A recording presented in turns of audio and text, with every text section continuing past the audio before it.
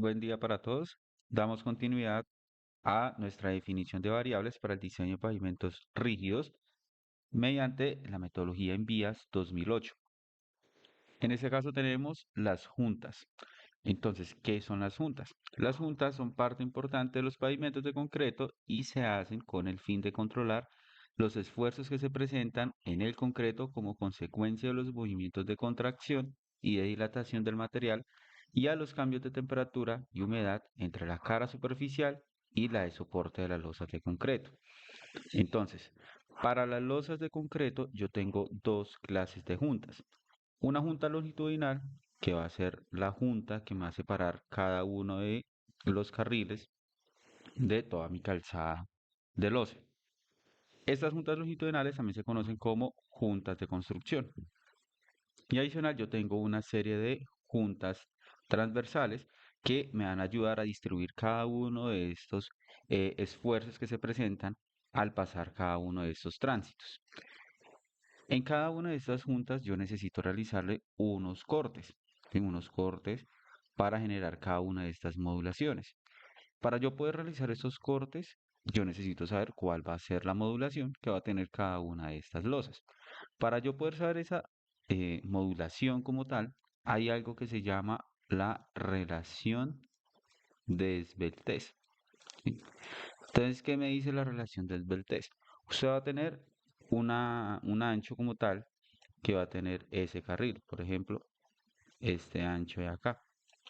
Y adicional va a tener una longitud que en la normativa ya me dice un rango por el cual yo puedo evaluar esa relación de esbeltez. Entonces la relación de esbeltez va a ser la modulación que va a tener cada una de estas losas en las losas de mi pavimento.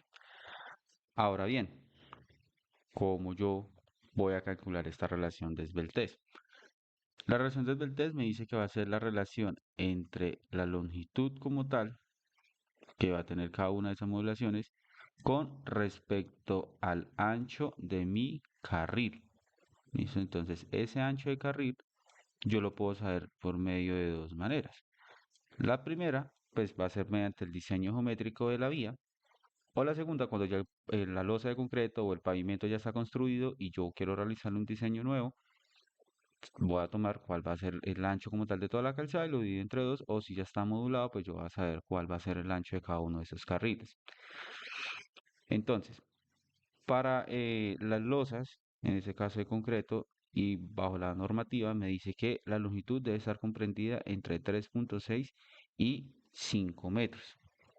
Entonces, ¿cuál va a ser el rango que yo voy a empezar a tomar? Pues voy a empezar a tomar, en este caso, el mínimo que sería los 3.6 metros. Entonces, 3.6 metros. Y a eso lo voy a ir entre un ancho de carril promedio. Si un ancho de carril promedio puede ser 3 metros, 3.05, puede ser 3.2 metros, 3.5 metros. Y vamos a empezar a hacer la evaluación de cada uno de ellos. Entonces supongamos que va a ser 3.05 metros.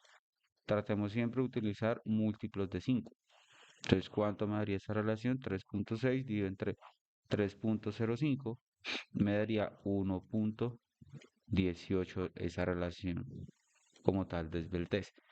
Ahora me dice, revise si ese valor que usted acaba de calcular de la relación de esbeltez está entre 1 y 3, porque me dice que la normativa, que la relación entre el largo y ancho de las losas, es decir, de cada una de estas losas que yo tengo en ese sector de acá, eh, está comprendida entre 1 a 1.3. En este caso nos da 1.18.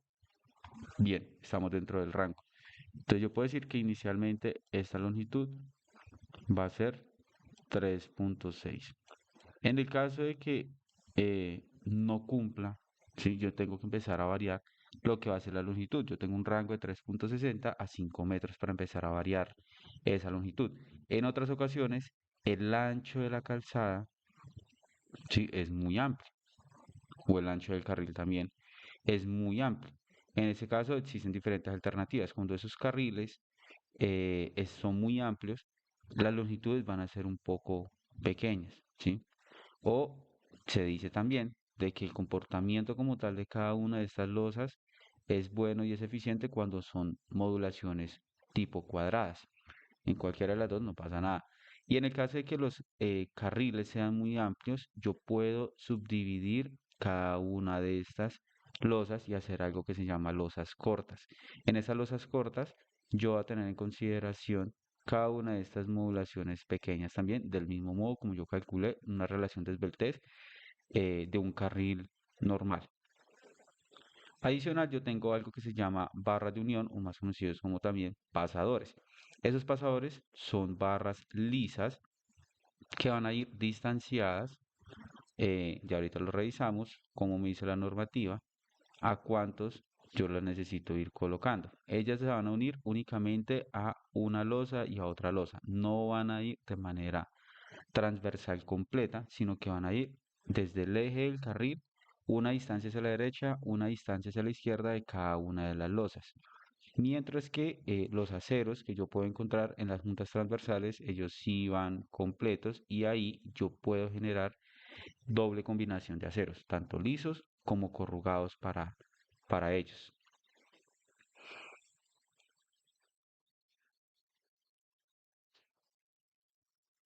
Estas dovelas son las que se utilizan como tal en las juntas transversales. Aquí podemos ver una junta transversal, ¿sí? Y por acá podemos ver otra junta transversal. Acá podemos ver en todo el eje de la vía toda la junta como tal longitudinal. Y esto va a ser una modulación, esta va a ser otra modulación, cada una de ellas va a depender de la relación de esbeltez. Entonces, dentro de esta definición de variables, hay algo que se llama transferencia de cargas entre losas y confinamiento lateral. Y nos dice la normativa. Hay dos factores que influyen en la determinación del espesor de las losas de concreto y son la presencia de pasadores de carga en las juntas transversales y los confinamientos laterales del pavimento como son las bermas, los bordillos o los andenes.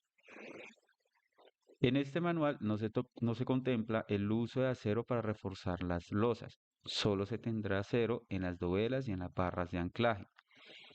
El acero de las dovelas en las juntas transversales es liso y con diámetros de más de 15 milímetros y el de las barras de anclaje es corrugado y con los diámetros menores a 15 milímetros. Es decir, esta parte va a ser corrugada, corrugada y estas partes son las barras lisas. Esas mismas barras lisas son parecidas a las que yo encuentro en cada una de estas juntas longitudinales o las juntas de construcción.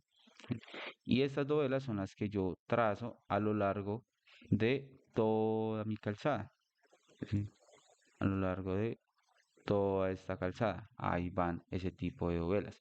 Entonces, dentro de mi diseño o dentro de mi situación actual, yo necesito revisar si esa losa de concreto va a estar confinada o no va a tener confinamiento lateral. Entonces, si mis losas, claramente yo voy a hacerlo con dovelas, es decir, voy a cumplir una relación de esbeltez, yo voy a decir que va a tener ese tipo de dovelas. Ahora bien, si esa losa de concreto tiene bermas, que en este caso podemos ver que tenemos bermas, entonces vamos a decir que mi estructura de losa va a tener dovelas y bermas. En este caso, cuando las losas de concreto no tienen bermas, sino que están confinadas únicamente por los bordillos o los andenes, yo voy a decir que no tiene bermas. En esto yo puedo tener diferentes configuraciones o diferentes combinaciones de casos. En el primero yo puedo decir que tiene dovelas y no tiene bermas. ¿Sí? En otro caso, yo puedo decir que tiene dovelas y tiene bermas. En otro caso, yo puedo decir que tiene bermas, pero no tiene dovelas. Y en el otro caso, yo puedo decir que no tiene dovelas y no tiene bermas. Entonces, yo puedo hacer combinaciones como tal de casos y esas combinaciones de casos me permiten a mí definir cuál va a ser el espesor de esa losa de pavimento. Entonces, aquí tenemos un resumen de variables consideradas para este diseño. Ya habíamos visto anteriormente en clase cada una de ellas. Tenemos la primera que es las clases de suelo que yo puedo tener en esa estructura de pavimento. Entonces yo tengo uno, 2, 3, 4, 5 clases de subrasante. Y aquí yo tengo unos rangos para poder clasificar cada una de esas subrasantes. Entonces, dependiendo del caso donde me clasifique, ahí yo determino qué tipo de clase de suelo es el que yo tengo para mi proyecto. Ahora tenemos el tránsito. Entonces tenemos 6 tipos de tránsito a partir del N de 8.2 toneladas. Con base en ello, ya determino y sé cuál va a ser el rango de mi tránsito como tal que va a tener en el proyecto. Transferencia y confinamiento, lo que acabamos de ver, contiene dovelas y bermas, dovelas y no bermas, no dovelas y bermas o no dovelas y no bermas. Este caso va a depender mucho de si la construcción ya existente, yo le puedo revisar si tiene dovelas, si tiene bermas, pues ya sé que va a tener dovelas y bermas. En el caso de que de pronto sea una vía que no esté pavimentada, en mi diseño, pues yo puedo saber bajo el diseño geométrico si va a tener bermas o si va a estar únicamente confinada por medio de andenes o bordillos.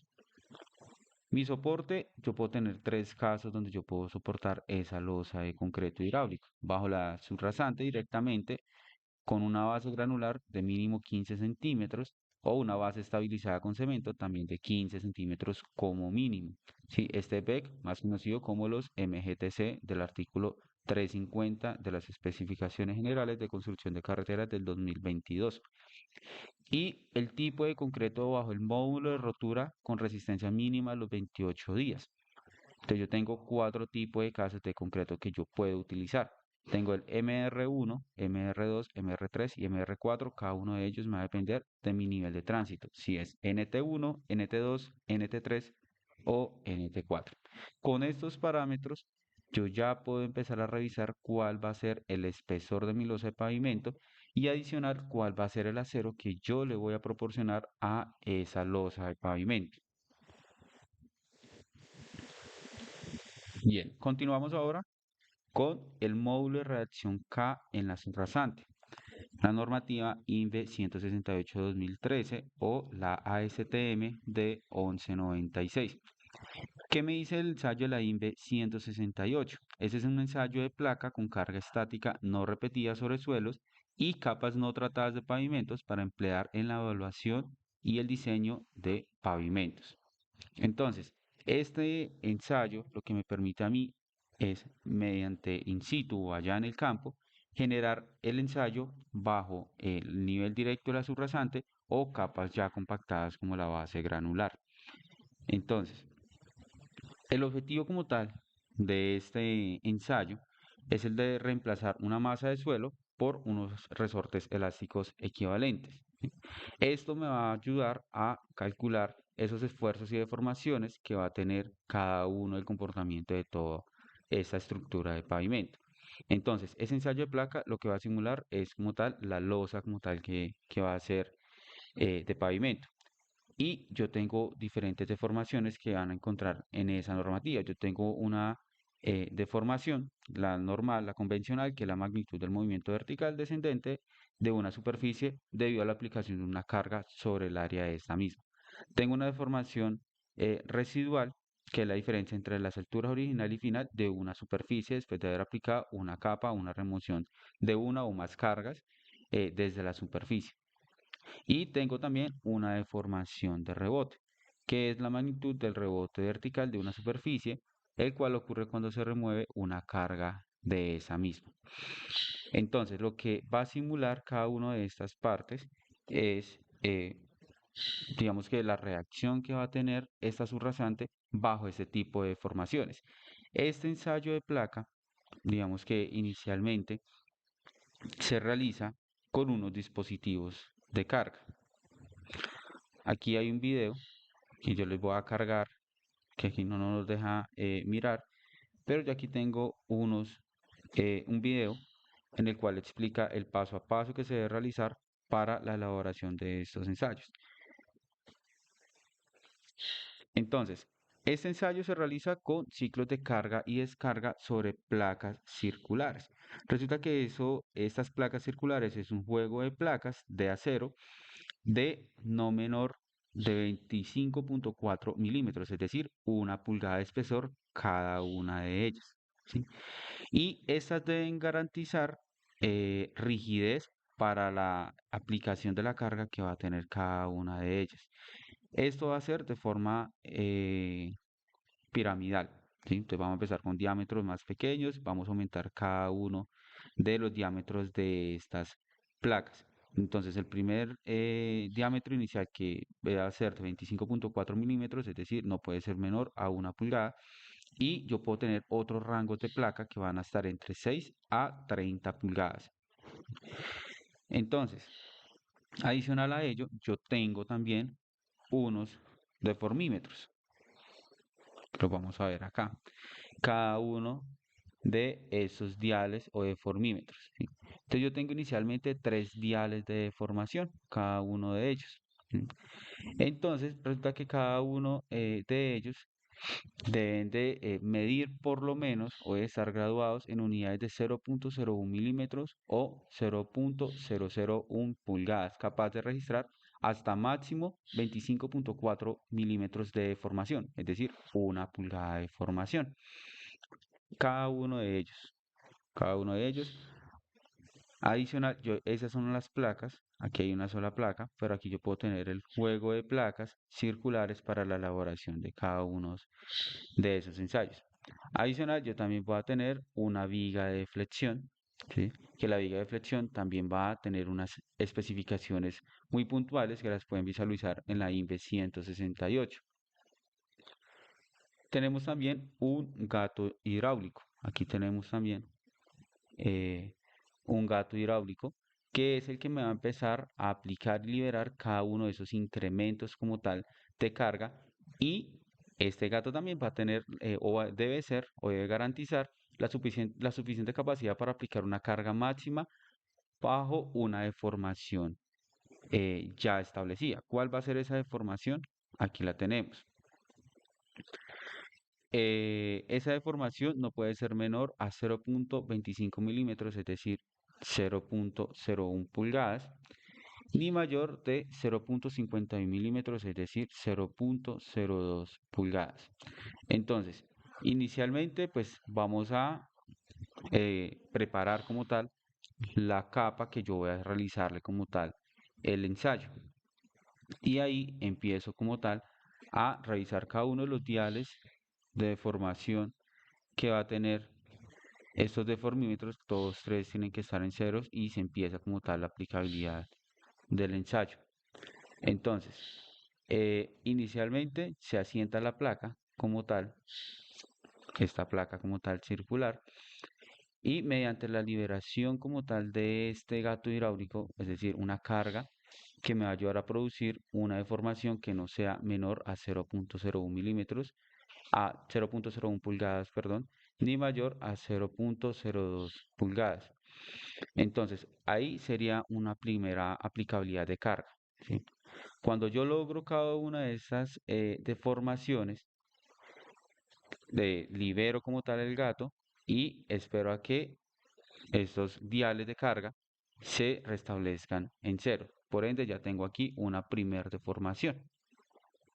Ahora vamos a revisar algo que se llama la deformación residual.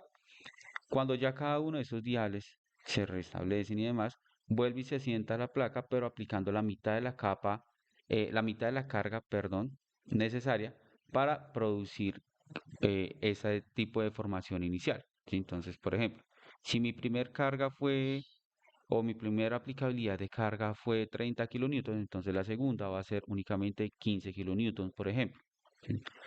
Hasta que vuelva y se produzca cada una de esas deformaciones y vuelva a cero.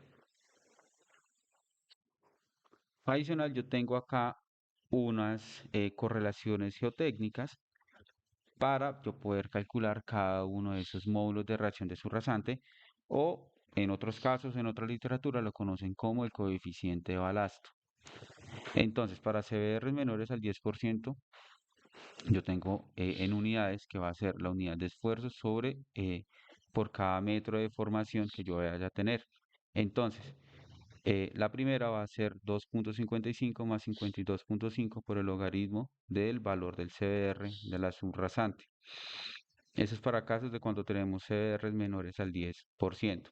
En cada una de esas deformaciones tengan en cuenta de que estábamos hablando de deformaciones anteriormente en milímetros, la pasamos a metros para poder eh, calcular cada uno de sus módulos de reacción. Y para CDRs mayores al 10% en unidades de megapascales por cada metro de formación, tenemos que es 46 más 9,08 por el logaritmo del CBR elevado a la 4,34. De esa manera yo puedo calcular mediante correlaciones geotécnicas cada uno de esos módulos de reacción de esa subrasante.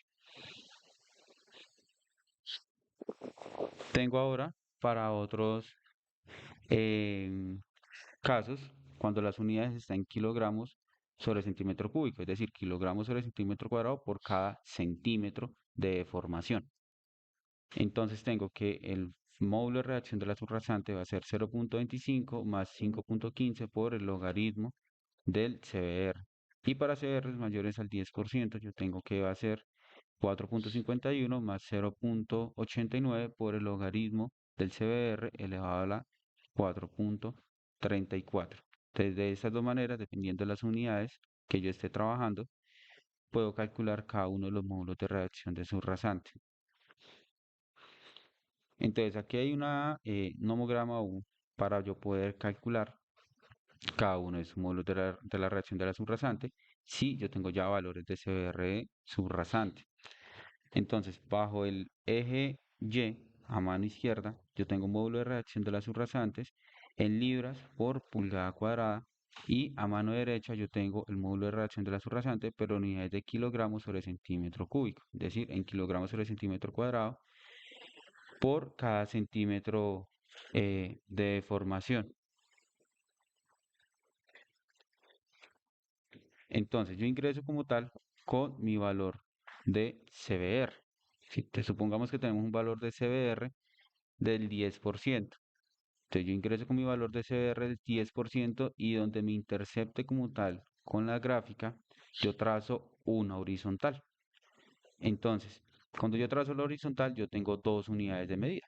Un módulo de reacción de la subrasante en libras por pulgada cuadrada, por pulgada cúbica, perdón, es decir, libras por pulgada cuadrada por cada pulgada de formación, que en este caso serían 200. O si lo tengo bajo el eje Y del lado derecho, tengo que es kilogramo por centímetro cuadrado por cada centímetro de deformación, que va a ser de 5,5. Entonces ya dependiendo de las unidades que yo esté trabajando, puedo calcularlo.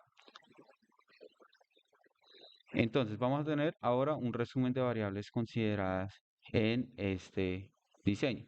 Como les había mencionado inicialmente, la base para soportar como tal este tipo de losa de pavimento yo puedo encontrar tres. La primera es sobre el suelo natural, es decir, la subrasante. La segunda que sean con bases granulares. Recordemos de que este método es del año 2008, por ende tiene aplicaciones o normativas de caracterización de materiales de 2007 y recordemos que estamos en las del 2013. Y para ser un poco más específicos, tenemos las de las especificaciones generales de construcción de carreteras, artículo 330. Y también tengo las bases estabilizadas con cemento. Cualquiera de las dos, bien sea base granular o base estabilizada con cemento, el espesor mínimo como tal tiene que ser de 150 milímetros, es decir, 15 centímetros.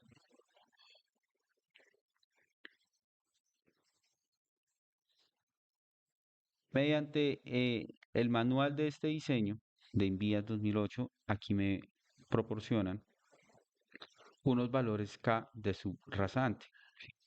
Entonces, acá yo tengo el valor de K para la base, teniendo en cuenta el espesor de una base granular y teniendo en cuenta una BEC, es decir, una base estabilizada con cemento. Recordemos de que para este ensayo yo les mencionaba de que se puede hacer directamente sobre el material ya compacto o directamente sobre mi nivel de subrasante. Entonces vamos a tener primeramente unos valores K para la subrasante, ¿sí? Y unos valores K esperados cuando yo ya tengo mi conformación de base granular. Entonces podemos ver de que vamos a poder aumentar o estamos aumentando como tal este módulo de reacción K. Eso es importantísimo porque lo que me permite a mí es regular cada una de las deformaciones que va a tener mi estructura de pavimento bajo las condiciones de tráfico o de tránsito que yo voy a tener. Entonces, como yo estoy hablando de espesores mínimos de 15 centímetros, entonces me voy a ubicar en cada uno de ellos. ¿Sí? Dependiendo del valor del módulo de reacción K de mi subrasante, yo puedo encontrar cuál va a ser el valor K que voy a tener en mi base granular o mi base estabilizada con cemento. Si en el caso del valor K, el módulo de reacción K, no está dentro de eso, sino que está en medio de los rangos, yo realizo como tal una interpolación. Tengo los datos, tengo los rangos, puedo realizar la interpolación como tal para poder calcular ese valor K para la base, bien sea granular o bien sea de la base estabilizada con cemento. Y aquí podemos ver también un ligero aumento como tal en ese módulo de reacción K. Es decir, voy a tener eh, cada uno de estos mayoramientos de control de deformaciones que voy a tener con la losa como tal de pavimento.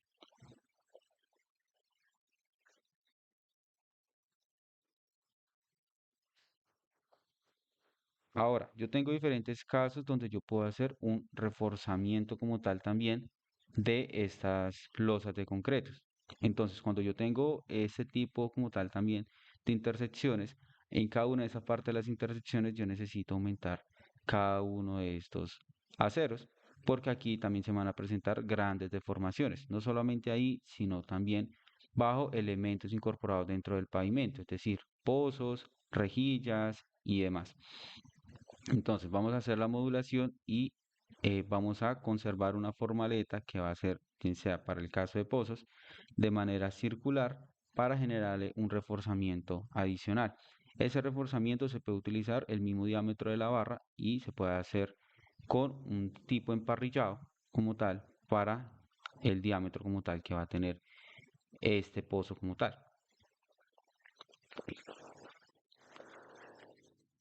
Listo. Ahora vamos a realizar un caso aplicativo para poder revisar cuál va a ser el espesor de una losa de pavimento del cual a nosotros nos pidieron diseñar.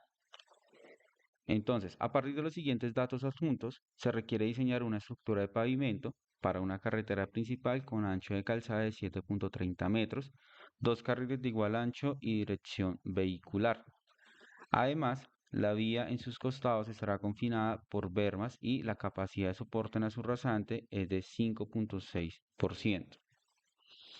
Dimensione un pavimento rígido conformado por una base granular de 15 centímetros de espesor y una losa de concreto hidráulico simple con dovelas por el método Invías 2008.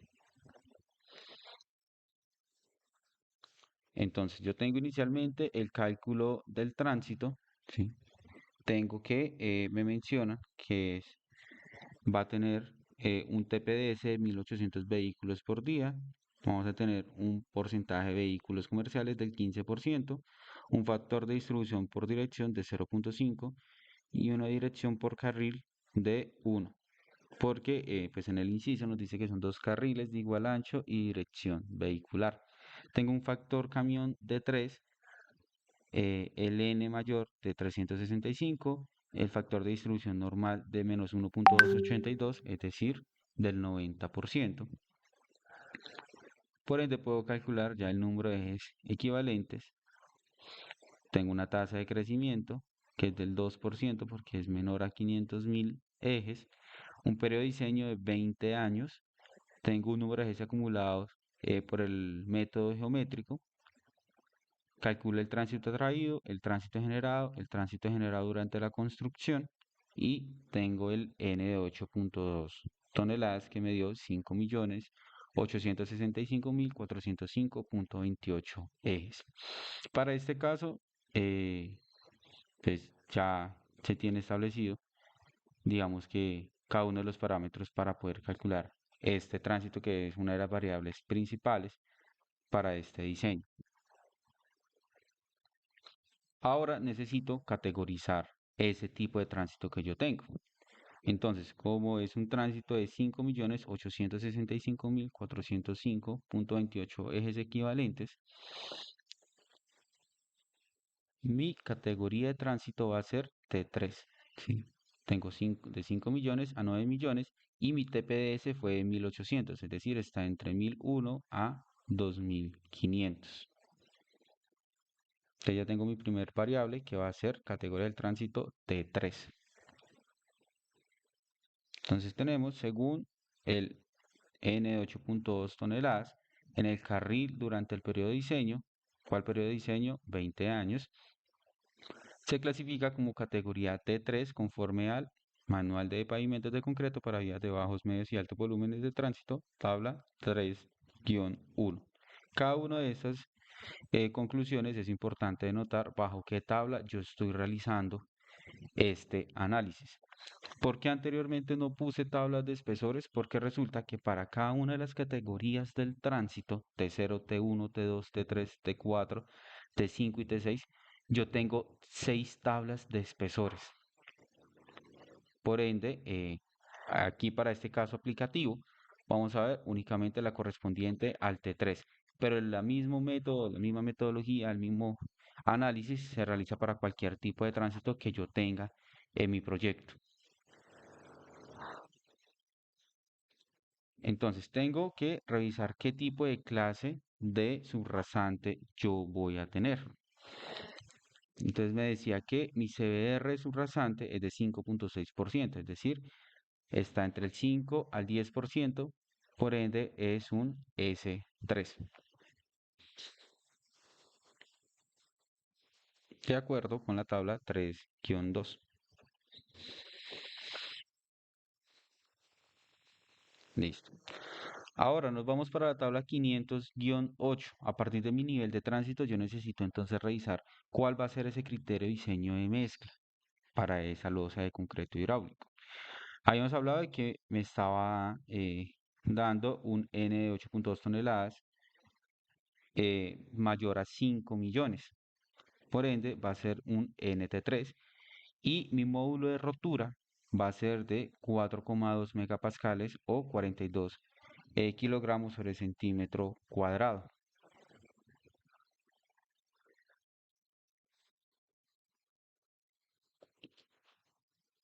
Del mismo modo, lo clasificamos acá en la tabla 3-4, que es valores de resistencia a la tracción del concreto, es decir, el módulo de rotura. Tenemos que es un MR3 con una resistencia a la flexión de 42 kilogramos sobre centímetro cuadrado.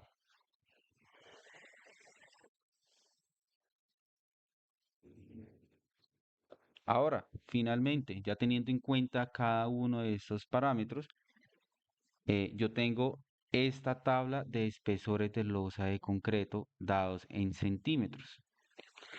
Resulta que para este caso yo tengo diferentes tablas de espesores para losas de concreto. Esta es para el tránsito T3. Recordemos de que yo puedo tener hasta 6 tablas. ¿Sí? Entonces, como en el caso aplicativo del ejercicio, se mencionó de que había dado un tránsito tipo T3 de categoría, entonces yo necesito ubicarme en esta tabla. Habíamos hablado también de que esta losa de pavimento iba a estar soportada sobre una base granular de 15 centímetros de espesor y que va a tener dovelas para este caso.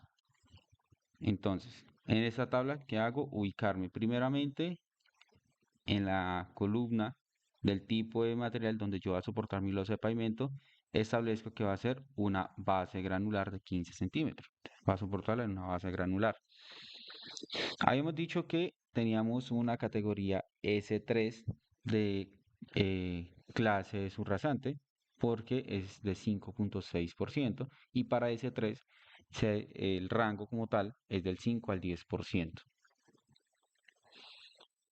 Dijimos que vamos a tener dovelas y bermas para este caso y que mi módulo de rotura va a ser MR3. Por ende, mi espesor de losa de pavimento va a ser de 23 centímetros. De este modo se revisa cuál va a ser el espesor que va a tener esta losa de pavimento. De ese es el modo que se revisa. Del mismo modo se revisa cuando yo tengo otros niveles de tránsito. Por eso es importante de que eh, en este caso yo establezca primero mi material donde va a estar establecido como tal mi losa de pavimento donde va a estar soportada, qué clase de subrasante yo voy a tener, qué configuración de la vía yo también voy a tener, es decir, si tiene dovelas, en ese caso, recordemos de que las dovelas pues, van a depender de esos aceros de transferencia para las juntas transversales y si va a tener, en este caso, bermas y qué módulo de rotura va a tener mi concreto a partir de ese nivel de tránsito del N8.2 toneladas.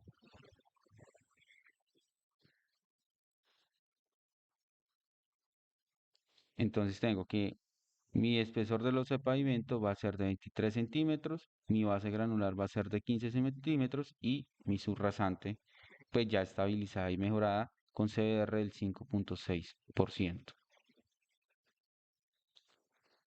Ahora vamos a definir cada uno de los aceros, longitud, diámetro y separación entre los centros de pasadores según el espesor de la losa. Entonces yo tengo inicialmente que va a ser una alternativa tipo A3 con soporte de base granular de 15 centímetros, resistencia de 42 eh, kilogramos sobre centímetro cuadrado o 4,2 megapascales, porque recordemos de que teníamos un nivel de tránsito NT3. El espesor de la losa nos había dado 23 centímetros, sin embargo, pues acá en la tabla nos muestra el más cercano, que en este caso sería 24, o yo también puedo tomar el que está inmediatamente anterior, pero si yo tomo el espesor que está inmediatamente inferior a él, ya tengo que aumentar ese módulo de rotura. Por eso les decía a ustedes, el MR4, que en este caso sería de 45 kilogramos sobre centímetro cuadrado, yo lo puedo utilizar para los niveles de tránsito NT3. ¿Sí? Y aquí estaría conservando también pues los 23 centímetros de espesor. Cualquiera de los dos estaría bien. Pero aquí podemos ver la longitud de cada una de las barras.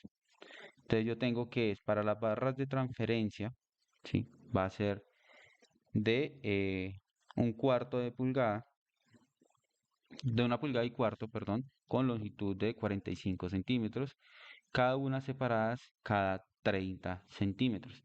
Y para las barras de amarre van a ser de media pulgada, de longitud de 60 centímetros, distanciadas a 80 centímetros. En este caso tenemos bermas, sí. Para este caso, de esta tabla, tenemos otras tablas adicionales que pues va a depender directamente de si en este caso va a tener bermas o si en este caso no va a tener bermas. Para ese caso que sí tenemos bermas, pues nos vamos con esta tabla de acá. Entonces, para que revisen en la guía de diseño o en la metodología de diseño, cuál va a ser la tabla que les va a aplicar a ustedes para esas barras que van a tener en su losa de pavimento, si va a tener bermas o si no va a tener bermas. Entonces aquí podemos ver un plano de detalle. Las E que les dicen acá,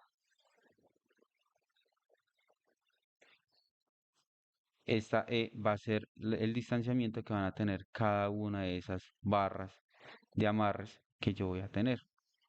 Es decir, cada una de estas barritas de acá. Y estos es un diagrama como tal, unos cortes de el resumen de cada una de estas barras de transferencia y cada una de estas barras de amarres.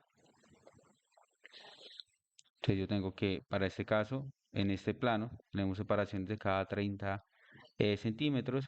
Aquí serían las barras de pasajuntas para conformar cada una de esas dovelas. ¿Sí? Y el tipo de diámetro que yo estoy utilizando para cada una de ellas y los amarres acá, pues en alambres para cada una de ellas también.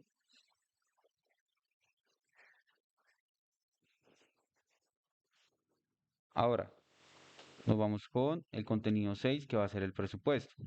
Entonces, antes de comenzar a elaborar el presupuesto, es importantísimo tener los siguientes aspectos. La longitud que va a tener toda mi calzada de diseño, el ancho del pavimento, el espesor de la losa y el material por el cual va a estar soportada. ¿Sí? Es decir, el ancho de la base, el espesor de la base granular y, pues en este caso, quienes no van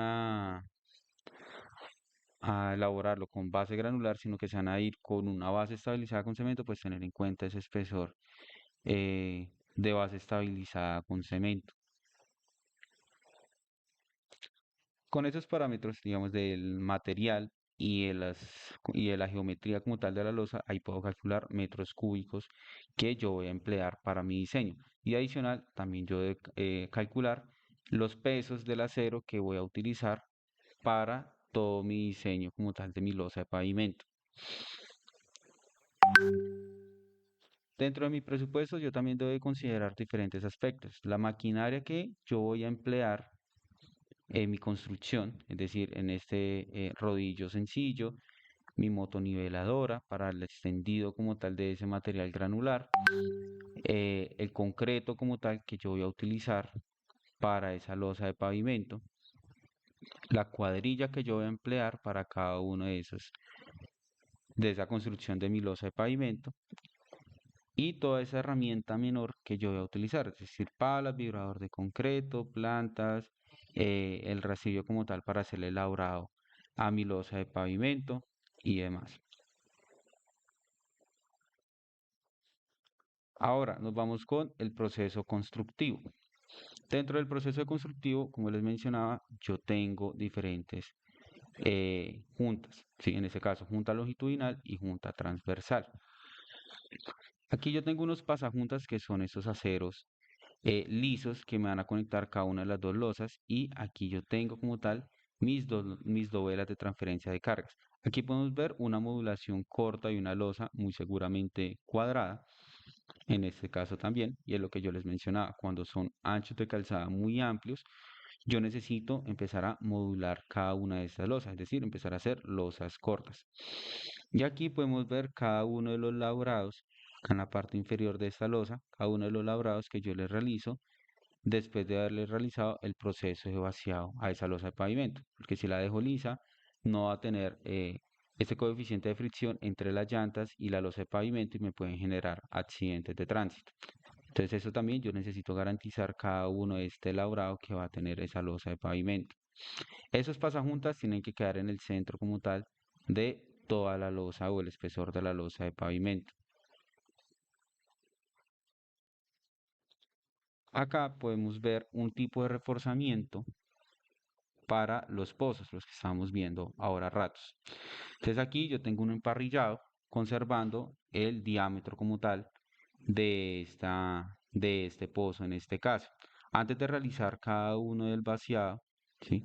Yo necesito garantizar que en toda la parte que yo voy a tener como proceso de vaciado, no vaya a tener interferencia con pozos. En el caso que tenga interferencia con pozos, el día que yo vaya a realizar el vaciado del concreto de ese módulo de rotura, yo necesito garantizar entonces ese reforzamiento que va a tener ese pozo de ahí. Por medio de estas formaletas, yo aquí tengo unos espacios, unos orificios, ahorita los vemos un poco más detallados, por donde van a ir cada uno de esos aceros de pasajuntas. Dentro del presupuesto, consideren también pues el alquiler de esa formaleta. Ese alquiler de formaleta va a ser por metro lineal y ella va a ir seccionada cada 2,40 metros cada una de ellas. Es decir, cada formaletica va de 2,40 y ya teniendo en cuenta esa longitud de cada una de esas formaletas, pues ustedes pueden calcular cuántas formaletas se les va a ir para toda esa junta. Si lo van a hacer de manera de carril hacia carril o si lo van a hacer de manera, eh, digamos que pues en este caso tipo ajedrez, pues van a considerar un poco más de metros en ese tipo de formaletas. Así ya depende del proceso constructivo que ustedes vayan a elegir.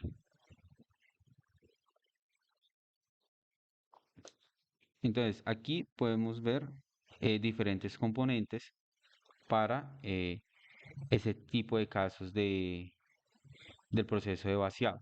Tenemos primero un riego de imprimación tipo CRL1 que me va a proteger lo que es el material granular con como tal, mi losa de concreto hidráulico. Recordemos de que este tipo de riego de imprimación CRL1 es lo que comercialmente se conoce. Sin embargo, el riego de imprimación como tal, en la normativa, podemos ver que es el mismo CRL 57. Acá yo tengo diferentes orificios para los pasajuntas, ¿sí? Este tipo de formaletas ya vienen diseñadas o ya están elaboradas para empezar nosotros a tener control de el distanciamiento que van a tener cada una de esas pasajuntas. Entonces eso es lo que debemos garantizar, de que en obra coloquen como tal los pasajuntas de acuerdo al distanciamiento que a mí me haya dado en el proceso de diseño. Tengo un jumbolón que me va a proteger también de el confinamiento como tal que yo voy a tener en mi losa de concreto y mi bordillo como tal que yo tengo pues en este caso. Tengo una base granular ya compactada para este caso, ¿sí? Entonces, espesor de base granular mínimo de 15 centímetros. Adicional, yo aquí también necesito garantizar unos niveles, es decir, los niveles de espesor que yo voy a tener para esa losa de concreto. Entonces, esos niveles pueden quedar a ras como tal que tiene la formaleta o pueden quedar un poco más abajo. Ya depende del espesor de la losa que a mí me haya dado en diseño. Tengo en este caso la formaleta metálica y listo. Entonces, acá yo tengo un video que no se puede reproducir, pero yo se los voy a compartir y podemos ver diferentes procesos constructivos. Tenemos diferentes frentes o personal de que se va a encargar de cada una de la ejecución de esas actividades. Tenemos los primeros, los que son los paleros, que me van a ayudar a, como tal, extender todo este vaciado de concreto de este módulo de rotura especificado a lo largo de todo el carril que yo esté realizando el vaciado. Voy a tener otro que va a ser pues el que me va a operar como tal la mixer para el vaciado del concreto. Tengo otro que va a ir elaborando el proceso de vibración de ese concreto para eliminar la mayor parte de vacíos que puede tener ese tipo de mezcla. Ahora tenemos el control de calidad en el proceso de vaciado. Tenemos el primero que es el ensayo del cono SLUM. Este ensayo lo podemos revisar en la INVE 404 del 2013 o la pueden revisar en la NTC 396. Resulta que esta norma refiere a la determinación del asentamiento de concreto de cemento hidráulico tanto en obra como en laboratorio. Entonces eso se realiza como proceso de calidad al momento de la llegada de los carros o de las mixer que están suministrando como tal ese tipo de concreto hidráulico. Entonces, tenemos diferentes elementos como tal para este ensayo. Tenemos una varilla apisionadora que ya debe ser en acero lisa, debe ser recta y también de forma cilíndrica y que esta varilla tiene que estar de diámetro de 5 octavos, más o menos un 16 de diámetro y la longitud debe ser al menos, por lo menos, 100 milímetros, en este caso 4 pulgadas. Y también me lo restringe porque la altura, digamos, esta varilla puede ser, como le mencionaba, en el primer caso, de al menos 100 milímetros, es decir, 4 pulgadas. Y esta varilla, ¿sí? La longitud como tal de esta varilla, por lo menos también tiene que ser mayor a la altura del molde, pero no mayor tampoco a 600 milímetros, es decir, 24 pulgadas. Esto con el fin, pues, para garantizar que de aquí sobresalga también un tramo de varilla y yo poder generar cada una de estas insertaciones que yo le voy a hacer como tal al concreto. Adicional, yo tengo un molde que en ese caso debe de ser metálico, ¿sí? Y también tengo unas especificaciones para cada una de esos materiales que yo estoy empleando ahí. Tengo también unas agarraderas, perdón, y unas placas. Tengo una cuchara también para empezar a vertir cada uno de estos, de este concreto o cucharón, ¿sí? Tengo también una varilla también enrasadora, que esa misma varilla enrasadora me puede servir la misma que yo estoy realizando las inserciones con con esta varilla lisa. Y pues no obstante, también pues el flexómetro para revisar el asentamiento que va a tener la mezcla como tal de concreto. Entonces se toma inicialmente una muestra de concreto antes de iniciar el proceso de vaciado y se recomienda tomar la muestra entre la mitad y el final del número de viajes de concreto. Entonces vamos a realizar el primero la primera toma de datos, algunos lo realizamos en el primer carro que llega, ¿sí? Para, digamos que no tener dificultad con los posteriores y poder tomar decisiones a tiempo. En la mitad de los viajes o mixer que ustedes van a calcular, es decir, si ustedes para su tramo de vaciado se les van a ir 60 metros cúbicos, por ende van a fraccionar cada uno de esos viajes de concreto dependiendo de la disponibilidad en planta que tengan, ¿sí? Existen carros que les pueden llevar hasta aproximadamente 10 metros cúbicos de concreto, otros les pueden llevar hasta máximo 7 metros cúbicos de concreto.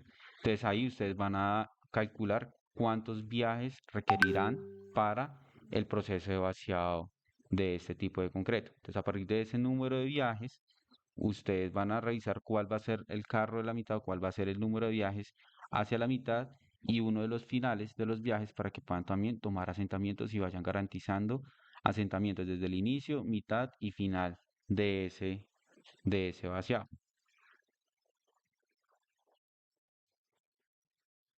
Entonces, sobre una superficie plana se tiene que, y rígida, como tal, horizontal, que esa cual no puede ser absorbente y tiene que ser libre de vibraciones, se coloca firmemente las aletas inferiores con la ayuda de los pies, es decir, la vamos como tal a sujetar. Y empezamos a colocar tres capas iguales, cada una a un tercio del volumen de ese cono. Posteriormente, con la varilla lisa se le aplican 25 inserciones por cada una de las capas. Recordemos de que estas inserciones van a ir únicamente hacia la altura de cada una de las capas que yo esté como tal elaborando. Ahora, acá podemos ver una superficie que no es absorbente, que es rígida, que es plana y que es completamente horizontal. ¿Sí? Entonces, ahí es donde ya empezamos como tal a realizar cada uno de ese ensayo. Vamos a empezar a rellenar a tercios de la altura de ese molde. Es decir, en algunos casos irían tres capas. Después de ello, aquí con la varilla lisa empezamos a realizarle cada una de esas inserciones. Recordemos de que esas inserciones no pueden profundizarse después de si yo ya hice la primera capa o la segunda capa.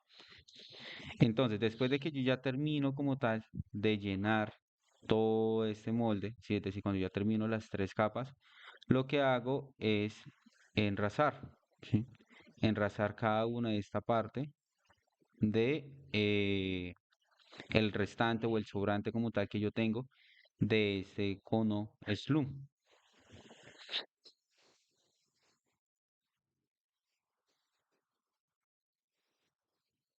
Entonces, después de llenar el cono, se enrasa y se retira lentamente de manera vertical hacia arriba, se gira el cono y se coloca la varilla lisa de forma horizontal. Es decir, vamos a colocar el, como tal el cono al lado de la muestra como tal que se asentó. Colocamos la varilla horizontal y finalmente se mide con el flexómetro desde la varilla hasta la parte superior del concreto como tal asentado. Entonces, de esa manera, yo como tal mido este asentamiento que me está llegando en obra. Es importante que ustedes realicen este ensayo de asentamiento porque para cada uno de esos diseños de mezcla de módulo de rotura se tienen unos asentamientos específicos. Entonces, eh, para este caso, cuando ustedes están haciendo como tal el alzado del cono para poder realizar el ensayo o el retiro de este cono, se tiene que hacer sin interrupción en un tiempo máximo de 2 minutos y 30 segundos. Es importantísimo que ustedes también eso lo tengan en cuenta. Desde este caso, como les mencionaba, retiramos el cono en un tiempo no mayor a 2 minutos y 30 segundos, lo giramos, colocamos la varilla lisa, medimos como tal el asentamiento que tiene esa mezcla y podemos dar continuidad a cada uno de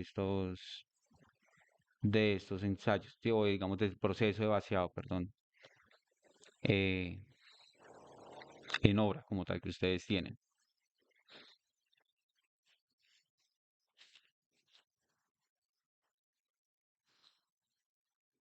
Ahora yo tengo eh, otro ensayo que es el ensayo de viguetas. Ese ensayo permite evaluar si el concreto que llega a obra cumple con los requisitos de resistencia y durabilidad establecidos en las especificaciones técnicas de acuerdo a a la flexión o módulo de rotura. Ah, entonces si mi diseño como tal yo dije que era un MR3, pues como mínimo me debe garantizar a los 28 días un módulo de rotura de esa cantidad, es decir, de 4,2 megapascales o 42 kilogramos sobre centímetro cuadrado. Ese ensayo de Vigueta yo lo puedo encontrar en la ASTM C3119 o en la NTC 550-18. Entonces tenemos el molde como tal de la vigueta, tenemos diferentes elementos que acompañan a este ensayo y dice, se inicia con alistando las viguetas, el martillo de goma, una varilla apisonadora de 5 octavos y una cuchara para la toma de muestras de concreto. Entonces, después de yo tener como tal la formaleta como tal de esta vigueta, esto yo le aplico un tipo de desmoldante o ACPM, pues para que la mezcla como tal no se me haya cara adherida al momento de el desencofre de ellos.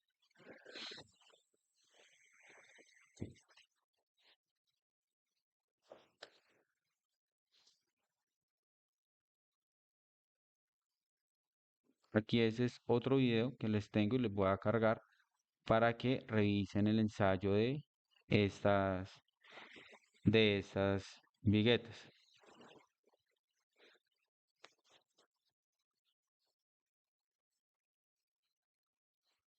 Listo, la bibliografía y con esto vamos terminada la sexta unidad de aprendizaje, que es Método INVIAS 2008 para el diseño de pavimentos rígidos.